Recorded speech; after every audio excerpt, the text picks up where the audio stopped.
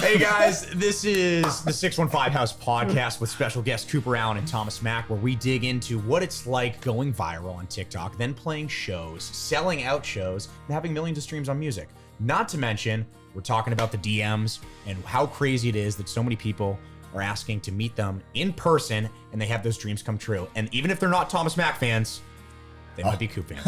I'll get them over, don't worry. Do it.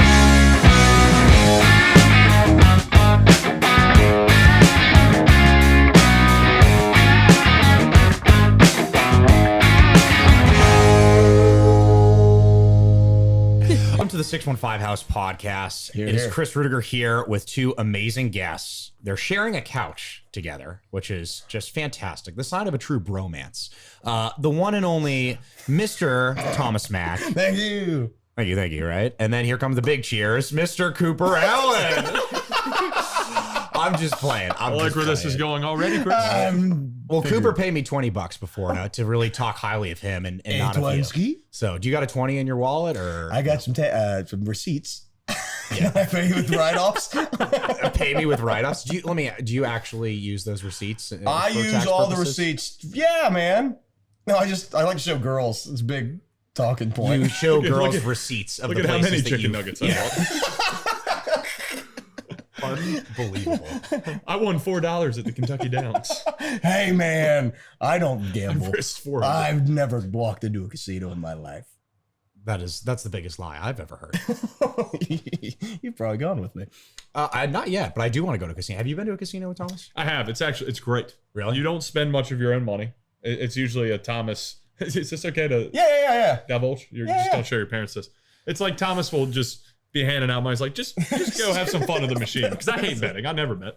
And Thomas will be like, yo, just throw 50 in there, see what happens. But then you get to keep what you win. Or you just it's free game. It's free play. If I made free play. We're gonna go to Kentucky and we're gonna gamble tonight. I would love to. The tactic I have, if they make more than what I gave them, I get my money back, they keep the winnings.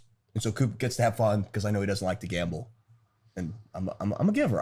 So you're paying for his experience and the friendship. And the friendship and the time. He's a mentor figure in the room, which is, in any field. Right. You got to have a mentor. You got to have somebody that shows you the ropes that's going to champion you in the industry. And that's what Thomas Mack does. It's just being filmed. Wow. Unbelievable. All right, guys. I want to get right into it. I like to ask some random questions to the guests. Love it. Okay. We're going to start off with, are aliens real?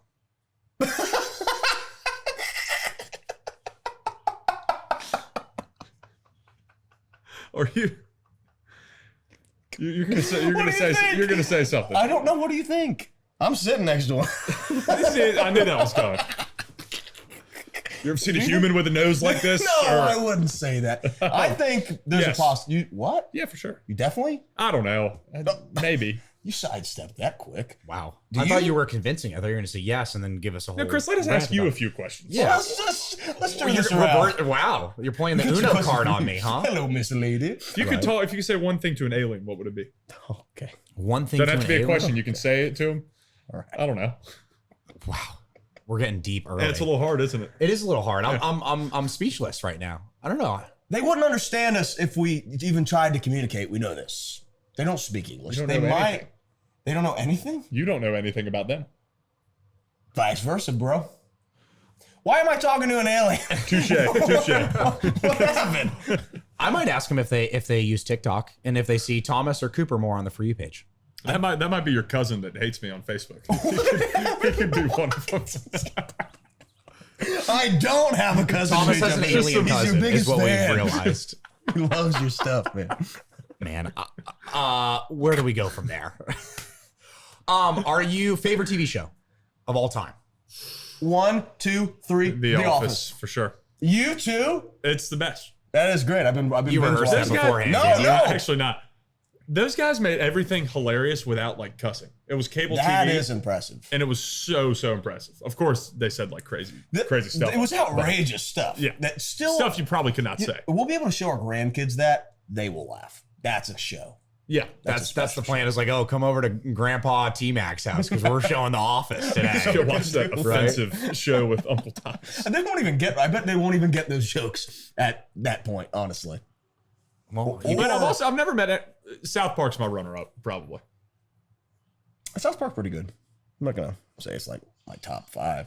Ozark is probably up there for I me these love days. Ozark. I think Jason Bateman is incredible. Unbelievable. The dude's hilarious. But he's so good and like not hilarious. Anything Jason Bateman is in, I will watch. I love that. I haven't gotten around to even watching Ozark, but I was just watching a movie with him. Like, he's the same character. Not in Ozark. He's different? Oh, he's not funny at all. It's like a really like serious, it's like drug trafficking, money laundering stuff. Oh, it's serious, Bateman. Yeah, What? you're gonna have to get locked in on it. Okay, maybe. You'll like it though. What would be your go-to shower song? 2 trailer park girls go around the house. 3 country girls go back inside. I was on Dirty Deeds, Done Dirt Cheap, AC/DC for like a long time. What happened? How did that get out of the shower program? Yeah, I think like my brothers heard me singing it one time when I was little, and I would sing it in like my AC/DC voice too. You know, not this the Dirty Deeds, and I'd sing it so loud, and I thought I was all by myself up there. And then we had somebody, it was one of my brother's friends, slept in our guest room, which was right next to my room, and I was just belting it in the shower, and he told everybody. And Gotcha. I'm surprised it's not school. I'm surprised none of you said anything from ABBA. I didn't even get it. He's a bulldozer. He bulldozed that question. I don't know if you got that. I saved the question. Even get a chance. You started saying 2 trailer girls go around the outside. Right? You gave your I thought you were going to say you didn't know I showered. But if I am, I do regularly. Do you have a shower song? I regularly shower. And actually, I like the Rat Pack. I like the old the swooners, Dean Martin. I'll rock. So I'm going to catch you singing some Frank Sinatra in the shower tonight. Yeah, tonight? Yes. You want to sing it with me? I'm good. Okay, I didn't know. From outside the door, I meant. Potentially. Moving on. Moving along with the program, right? All right, guys, let's get into it for real. I love hanging out with you guys. The bottom line is, though, you guys are stars. You're studs. Man. No. And I feel honored to be here after you guys have had a crazy couple years, crushing it on TikTok, selling out your own tour, Coop. Thomas, right there as the opening act. That's true. Not true. Co-headline. Co-headline. Clarify. Say it again, man. Turn the mic. Hot mic. Co-headline. Co-headliner. But yes, I went first. And no, that was sweet. We sold out a lot of shows. I mean, none of us had ever like seriously toured before. Yeah, right. Or I mean, really drawing crowds touring. I never toured doing like non-cover band stuff. I've done like the Tin Roof tours where you play 4 hours. What was the first reaction when you were playing your own songs and people singing them? So back? think about 2020 where we're all inside. We have no idea what's going to happen if we ever try to go on the road, right? Mm-hmm. Let's talk about the one we were all 3 on. Was it Louisville? Oh yeah, Louisville was the first. AK and I did Memphis before, which was very fun. The people that showed up were awesome. It was just like, but then a little bit of an thing, and then we show up in Louisville. Then the Mac Man, and then the Mac Man comes. He's there, and suddenly there's a line out the door. There are 500 people that come to the show in Louisville, Kentucky. That's the first show we ever had that was like, holy shit, this is awesome, because they actually like knew our songs and that were was singing nuts, them, man. And were rowdy, and it was cool and badass. A lot of them wanted to hang around by the merch table and say what's up after. That was like the surreal one. How many people we talked to that saw us on a screen for as long as they did, and then meeting us and hearing their stories about, I love this one video, this one song. Oh, that's now I got to see it live. That's crazy. It's nuts. I would have never thought. It never felt real. I wouldn't have. I guess. Until then, because then you're like, because that's why we got into music in the first place. Right. I mean, me and him, we love being on a stage. We love performing. We love trying to entertain people. Right. And that's when it was like, oh my God, this could actually be something that I could do for the rest of my life in terms of, sustaining a life and building a career or whatever and all that stuff. I thought he was going to leave you hanging there. I did too for a second. My buddy. And in 2 years, we'll be singing parodies on YouTube. Catch us on the 2040 reunion in real life tour. Who wants to hear because I got drunk country? Oh my God. Well, hey, for real though, like you were on, TikTok and Instagram for years before being able to play live due to COVID. Right. And I think a huge correct me if I'm wrong, but I think like your relationship was formed in COVID, right? Yeah. Like, well, how did you guys first meet? It was Chris because of you, because of the 615 house. 100%. The house was the first time that you guys The met. house, yeah. Yep. I thought y'all like knew we did like collaborations before. No, Hell man. I never even. I will say this. I had seen you. I may not. Let me be honest. I hated this guy for a year. Now we're getting juicy. For a year. I saw you. Go ahead. I never heard of this TikTok thing, and then like you got on it before I did. I saw you get it on. It's like Chris is doing it. People told me I got to do it. I get on it. You know, we get a couple viral videos, right? We got like 10, 20,000 followers on there, and then I keep seeing this fucking Thomas Mack guy. Guy's got 1 million followers by like January of 2020. The Mac Man. This guy was like a freaking star to me, man. I was like, why can't I do this like him? And because he has something special. It's a certain, you know. It's a charisma. It's a charisma. Yes. And a cleverness and all that stuff. But at the time, it was like, God, I want to be that guy. So then you meet him. And did he live up to the superstar status? Dude, what?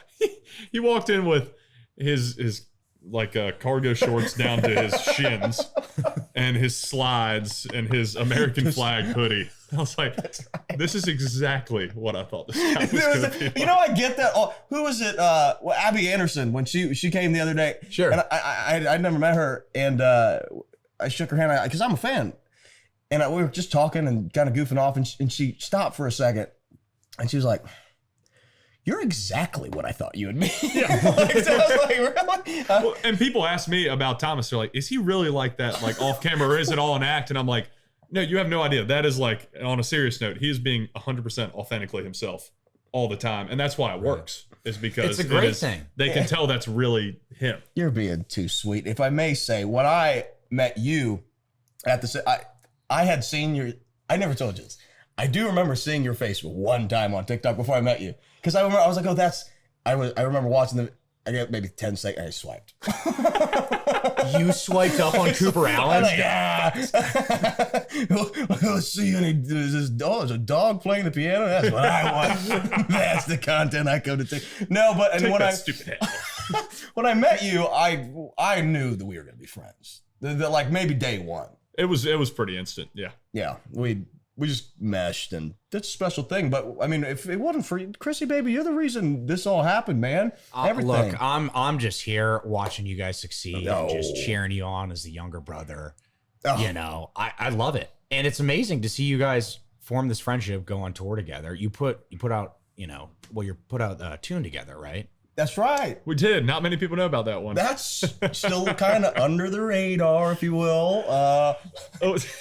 Give him a little promo. Maybe we'll skip right past that. Hey, so talk to me about your first like viral moment on TikTok. I want to hear yours. I've never asked you that question.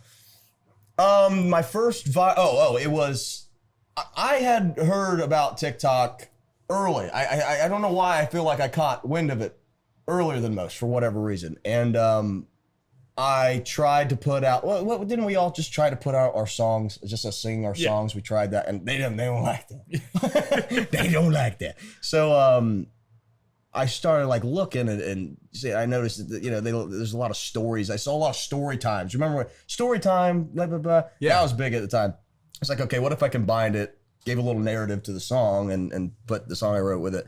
And I think a song I wrote in like 30 seconds, worked a narrative with it that was, this is for my ex-girlfriend this is for my girlfriend who keeps threatening to leave. Just leave already. And then I'm saying this, and it, like overnight, 1 million views. I was like, what? So this is what they want. And then I think the next day I just did the same thing. That one, it was crazy. It was like, I think 9 million views. And the same concept of just having a story with the song. And I was like, I don't even know what to do about this. I was like, where do you go from there? And they were like, what are you, TikTok? I mean, nobody took it serious. I remember sending it to my manager at the time. I was like, hey, look at this. He's like, what is this? How do you, and they didn't really care at that time. Yeah. So I was just kind of ahead, and I didn't know what to do with it at all. But what's yours? What was the particular? My mom just handed me a guitar and said, sing this. It was nothing.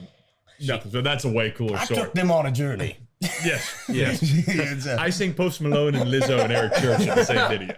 I remember seeing you had one I loved, making all the tobaccos. Dude, I would do impressions. I would do No, you haven't done impressions. What's your best impersonation? I can't really even do it anymore. It was till my last day, till my last breath. That's pretty good. I used to be a little better at it. That was good. I did an Eric Church one that was okay. Let me hear a little Eric Church. Let's see. No, I can't do it anymore. I'm going to embarrass myself. To this day, you want to hear that song? Right. I did we've all done, we know it, some of the most cringy, embarrassing videos. And we love what we do. We will do anything to get to where we want to be in music. That's how I look at it. I remember I did a video of presidents singing Sweet Home Alabama. Sweet Home Alabama. Lord, I'm coming home to you. And I went through and did all the different presidents. And I looked back and I was watching it. I was like, why? What was it? You were feeling something in the moment. I was just like, I want to gain fans so I can get my music out to them. That's all I was thinking about. Whatever I had to do to gain that fan base. I did the trend with my girlfriend that was like, what was it? Flip, where you flip the light switch and on. And it goes off and we're wearing normal clothes. It flips back on. She's wearing my clothes. I'm wearing like her dress. And just my nipples are popping through this thing. It's just skin tight in women's clothes, which is cool if that's your thing. That's awesome. But that's probably the farthest I went. And I will say that skirt was more comfortable than I ever could have imagined. You discover something about yourself. I think a kilt could be TikTok makes you discover things that you never It makes you find yourself. That is amazing. Hey, so I want to get to original music in a second here, but I want to ask you, because you've crushed it and grown your career by making mashup videos. Yes. How did you think to combine Lizzo with Eric Church with Backstreet Boys? Like, where was the inspiration behind that? You know, it's quite a science, Chris. I'll be honest. No, it's I've been doing it forever because I played all through college and college bars and honky tonks and stuff, and you'd play from 10 p.m. to 2 a.m. You weren't allowed to take breaks, any of that stuff. And so you're playing 4 hours. That's a lot of songs. So my song bank was just big from doing that for years, and that combined with just a really eclectic music taste growing up and all that stuff. But we would go to these gigs and we would have to find a way to kill 30, 45 minutes because we just didn't want to play frickin' Sweet Caroline again. No offense to your Boston people. You're really digging in here. Yeah, I'm so sorry. But we'd bang All Star by Smash Mouth, and it would become a contest of like me, guitar player, bass player. We'd just go down the line, back and forth until we just like couldn't do any more songs. And the crowd never noticed. We would play the same song for 30, 45 minutes. Nobody noticed. People actually thought it was cool because you were doing like 15-second snippets of their favorite song. Right. And so I'd been doing it forever. I did it on Broadway when I would play there. And then it took me like a year on TikTok to be like, well, maybe this could be a thing. But do you still do it now? Oh, yeah. It's a part of your show? It is. Yeah. I do one big mashup at the show where I like poll the crowd and, do it as on the spot as you can. And then do like some little things at the end of my songs and stuff because right, it's cool. I like doing it and people like it. I've seen this firsthand. It may be the most incredible thing I've ever seen. Like him doing it on the spot. He's humble. He's a humble guy. I'm blown away because I can't even think of like 2 songs to put together. I know, man. And then he's out there doing a 10-minute medley. And it goes on that long, and every single person, because he's like, what song do you want? What song? And they all, so you're not even choosing the songs. You're asking people what they want to hear. Yeah, because that's the only way I think to truly be like, we're doing this on the spot right here. Is like get crowd answers. Show them the real shit, man. Come on, let's go. Wrong, man. Prove those Facebook haters wrong. Well, I love that you did that, but I also don't want to take away from the fact that you have original music out. So do you, Thomas. That is being streamed by millions of people, and then they're coming to these shows and singing your original songs. So, like, talk to me a little bit about your process. Like, you've been in Nashville, Coop, for what, 4 years now? 5 years? It'll be 4 years in June. And you've been here for 5 years. 5 years. Yeah. I've been here longer than you. Oh, look at that. Well, how old were you when you moved? I'm older than you. I'm 20. I moved when I was 22. 22? Yeah, 26 now. That adds up. So you got just quick math. Thanks for checking. Uh-huh. It checks. All right, so you moved to Nashville, both of you guys, and you say you're here to be a songwriter and an artist. So like, Right. how did that start? What's the writing process like for you guys? How did it start? Yeah, like how'd you get into songwriting? I remember hearing the song Man in Black by Johnny Cash. And I was young. I remember tearing up. I don't know what it did. I don't know what the timing of it was. I remember tearing up after hearing Man in Black by Johnny Cash. I was like, gosh, would it be insane if I made a song? Like, I didn't know anything about writing. If I made a song that made somebody do that. And so I tried to write my first song when I was 13 for one of my best friends named Gabby. Do you remember the name of it? It was called Big Blue Eyes. Because old gal has some big blue eyes. He got the girl. And I sang, no, I didn't. And I sang it at her birthday party where she was my girlfriend at the time. And everybody didn't, silence. You hear a pin drop. And I got addicted to it. Yeah. Everyone listening to me, eyes and ears locked on me. And I was singing my song. And since then I just wrote tons of horrible songs. How many bad to good songs do you think ratio for you? Oh God, it's like, well, you just hope that ratio like shrinks over time. But it was right. It was probably like 1,000 to 0 for a long time there. I'm still working with those numbers, I think, sometimes. We're not far from it. Yeah, man. Yeah. But I would get excited when I would write a bad song when I was young. I don't know why. I talked to, there were some writers that kind of gave me advice that were hit writers, and they were just like, write a bunch of horrible songs. It's the only way you're going to get to the good ones. I'd like write a tanker and be like, yeah. It's a big day. I'm on my way. But I think that is part of the process that like a lot of it people outside of Nashville don't know about is you come to Nashville and you write 100, 1,000 songs until you get, a new normal or I love my truck or whatever, some song that you feel comfortable to record and then put New out. Normal and I love my truck do be going head to head. And they do be going head to head, right? Oh, you must be talking about country fast. I'll say this. I wish more people who moved to Nashville knew that advice, though, that you are going to write so many bad songs. Because for years, you're going to write bad songs. Yeah, because there's some people that move to town and they write, like the first couple songs they write, they get them produced and they put them out. It's like, well, just you wait. You're going to write a lot of better songs than that. There's not a rush at all. But yeah, I love my trucks out on all streaming platforms. What was the question? Subtle plug.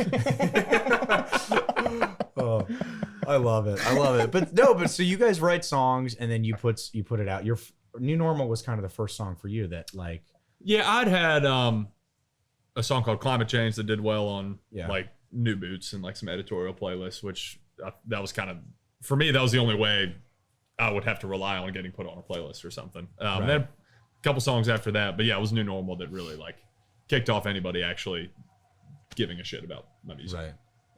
And then after that, I feel like every song you're putting out is just performing better and better. I mean, you did the Colt 45. Yeah, it's a blast to see.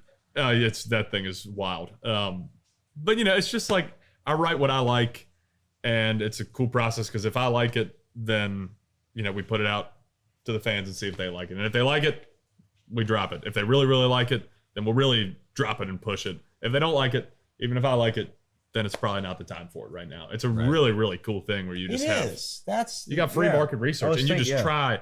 And if you fail fast. And you're not putting 6-8 months of planning and meetings into a song. Do you think about, because that's such a good point. Think about a world where we don't have that and we have no idea if anybody's going to like, which I feel like before anything, that was the plan. Yeah. I never even thought of anything other than, okay, I like this song. It could very well flop, but I'm still going to put it out. We have this ability to talk directly to our fans. Yeah. See if they even care about it at all before we put it out. It saves you so much time, so much money, so much heartbreak or whatever. Best fans in the world. Right. You guys are the best. Do you think that you'll ever put out a song or an album and not tease the song in today's world when there is TikTok and Instagram? Interesting, right? Like, man. Do you ever just put out a song and go, I really give a shit about the song. I'm going to put it out. I've had that feeling. There's one right now I'm sitting on that I don't know if it's a TikTok song. I don't know if it's a social media song. I just really love it. And I've been thinking about I definitely would. Yeah, I would. Because at the end of the day, we're artists.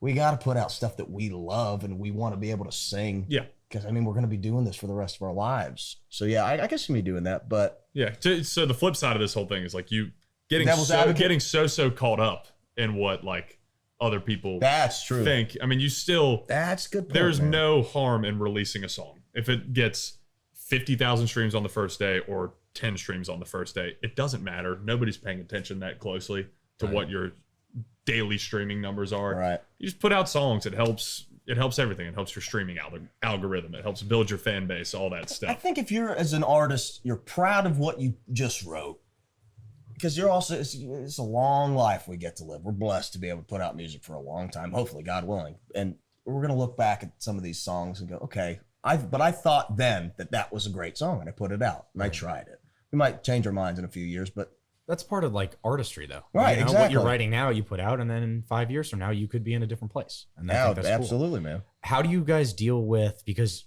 you both have like millions of views on these videos, and you have been doing videos together of some parody songs and original music and whatnot.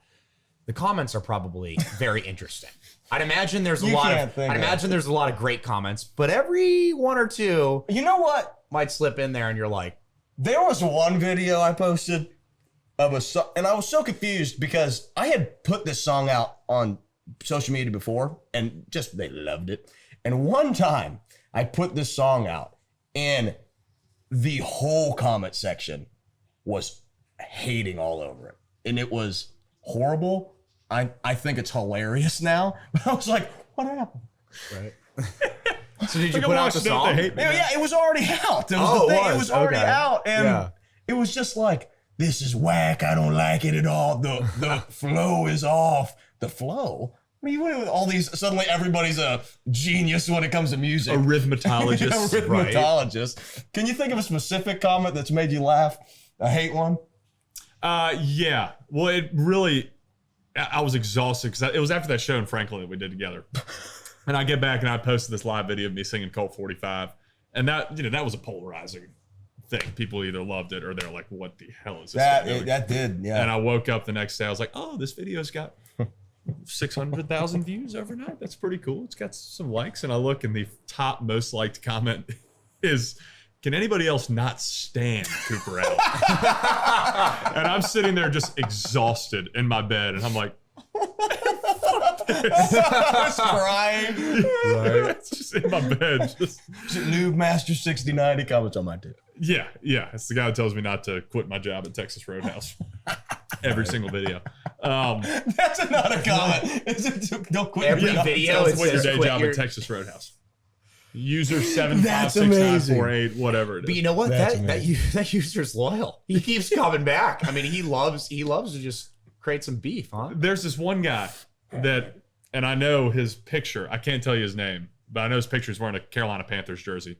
And he comments on all my stuff like, this guy sucks. This guy sucks. I'm like, okay, this guy just like gets on my page and does that. I then see somebody else posted a video of, me playing in like Michigan or something, just a live video on TikTok. And I look, and the first comment on somebody else's page is this guy in the Panthers jersey says, this guy sucks. No, even on that other one? Yeah. I think he went and found every single video that maybe had me in it. Dude, you find a few thousand people that love you as much as he hates you, you're set. Right? You're good to go, man. That takes a lot to comment on someone else's video of you and say the same. It's like, what'd you do to him, Coop? Did you meet him at a bar or something and get into a fight? Or I hate the Panthers, so I don't know. Maybe it's something personal. It's a big sport guy.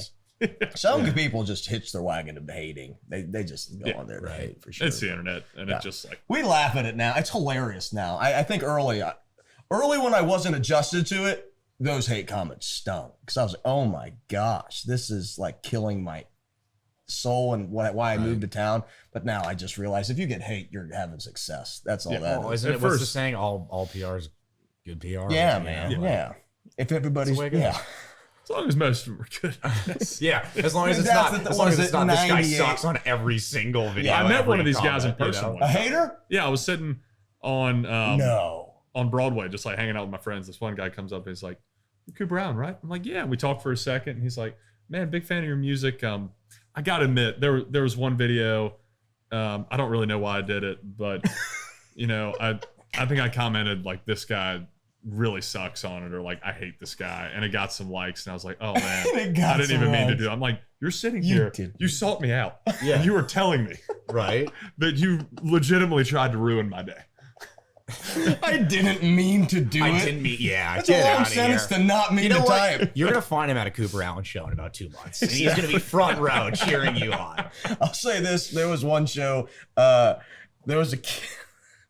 That was awesome. You already know what I'm talking about. 100%. There was a kid in the front row who had a big sign. He was with his parents, and it said, "You're my favorite TikToker." And then his handle was on it. And I was like, this is... I was the one who opened these shows, co-headline, and I was like, this probably for me. So I grabbed it and I held it up. Everybody goes nuts, losing their mind. I was like, yeah, man. I gave it back to him, and then Alexander goes on, Cooper goes on. Cooper does the same thing, holds it up, and I thought it was for me. And I went up. The kid was in the merch line. And I thought he was a big Thomas Mack fan. I thought it was for, and I said, and the mom comes in, that was for Cooper. And so I gave the kid my cowboy hat. And I said, you're a Thomas Mack fan now. I tried to find a lot of Cooper Allen fans to give my hat to convert them. You're trying to steal Cooper Allen fans. Yeah. I tried to convert a lot of lost Cooper Allen fans on the road. Well, that kid's probably wearing that hat proudly now. So, or he's wearing a Coop hat. Or he's wearing a Coop hat. Yeah. Did you sign the hat? I think you actually signed it. Well, I it's so cool to watch you guys do what you do, crushing on the road, putting out new music. Man. What's the next play? What's the end goal here? Right? You got a next play? Just more music, growing it, trying to get it bigger, trying to play bigger rooms and get more people in there. I mean, that sounds like a cop-out answer, but that's really kind of what we're in the business of doing. What is the ultimate goal? Yeah. Like, if I was like, all right, when do you feel like you have, and again, you've already done so much, but when do you feel you're like, I have made it? Like, he will never. He never will. Is it a stadium? He never arena? will. He never will. And these chances of this ever happening or even close are so small, but it's the entertainer of the year is like what I really want. That would be great. I'm going to be fine if I don't get there, but that is like this is one of the hardest working days. That's the thing. It's probably that's the edge he has on everybody in this town. Cooper does. My God, yeah. If he gets entertainer of the year next year, he won't rest until he gets it 2 times running. I can guarantee. I don't think that's true. I'm an outsider. I do feel like there's a stigma around the TikTok Instagram person. It's like they wake up and they make a video and they're like, man, there is that. But like, I know both of you guys well enough that I've seen you wake up at, well, maybe not 7 a.m. for you, Thomas, but I know if I'm up at 7, I probably didn't go to 7. I know Coop's up at 7. I know you're hitting the gym, making breakfast, and then you're like writing songs, and then you go and you do an interview, and then it's recording, and then you come and film a couple videos, and then you're playing a late night show. And I know you do the same, and like road life can be tough. Oh and my I feel like people often forget about that, and that there's more going on than just hey, this is me on a phone making a video. Yeah. So I like to think we are. I don't know. This is, but it's like we have to do everything that artists always do. Yep. And then some. Exactly. Because we're really trying to run our own independent businesses, and we have to keep up with a social media thing that for a month or two is pretty easy to do, but then when you get into like year 3, it can get taxing. Like, what the hell am I supposed to do on this thing now? It's golly, the hours. I'm sure we've all sat and just thought. You don't think it's hard work to just sit there and think, okay, what am I going to do today that's going to entertain my fans and gain me some new ones? That's very tiresome. Let me ask. But it's fun. And we love it. We love you. And I love my truck streaming on all platforms right now. What was the question? Tour tickets on sale. Haven't heard that yet. We'll throw a little banner here just for Thomas Mack's new single and the tour coming up. All right. Cool. I was going to ask, like, when when you're waking up and you have to make a TikTok or Instagram video, are you fired up to do it? Are you still excited to do it? I still am. Yeah. Every post is a chance for somebody who didn't know who I was to, God willing, fall in love with my music. Every single time I post. If it's one more person, that gets me excited. Think about when you were playing shows and you met somebody who was like, I loved everything about what you just did. I'm going to follow your career forever now. Yeah. We had to do that very grindy way. And that feeling, I still get that every time I make a post. because I know that could make that connection in the same velocity. And then when it flops, I throw my computer right out that window. It's the love-hate thing, right? The 2 hours we spent on a... No, he's right there. I mean, we get to do what we love every single day, and we have the social media thing is a vehicle to be able to do what we love. And it's gotten to the point where I love doing the social media stuff. You know, I used to hate this stuff, and now it's fun, and just meeting people at shows. And if they come up to you and say like, this one video made my day better once or something, or I love this song because it helped me through something, or maybe I just like partying to your music, whatever. That's when you know every single day you have the opportunity to do that. But isn't that cool when you get, because I've gotten that too, and you wouldn't think like this video, this song, that helped me through this time. Yeah. I would have never, like that always still to this day blows me away. The thought of that. The fact that my dumbass doing something on a phone screen, like that helps legitimately helps somebody smile. And it's not like we're helping, millions of people out here. We're doing God's work, okay? Let's not be. But I mean, you have millions of people following you, and I'm sure your DMs must be insane with the amount of people that are saying, oh, I watched this video and it made my day, or yes, I partied to your song. But like that little thing, and then being able to go and perform live and see them face to face, right? That's everything. That's all we've ever wanted to do. I can't speak for you. 100%. Right. And it is. I love this, the way he said it. It's a vehicle to get there. Right. We want to play for fans, and God's been good, and we've gained that ability. And the next, that was the question. The next player, my answer is the same. It's just to keep. I always hate answering this question this way because it makes me sound like I figured it out, and I have not figured anything out. But I'm just going to keep doing what I'm doing because I'm gaining more fans. I'm getting to play more big shows. I'm getting more streams. I'm just going to keep persevering until I can get to bigger stages, really. Right. And any of the bridges that come our way, we're going to try to cross them. And it's about all we can do. Is there one artist what's your dream artist to collaborate with? If you could have one artist. It was Cooper and Drinkle.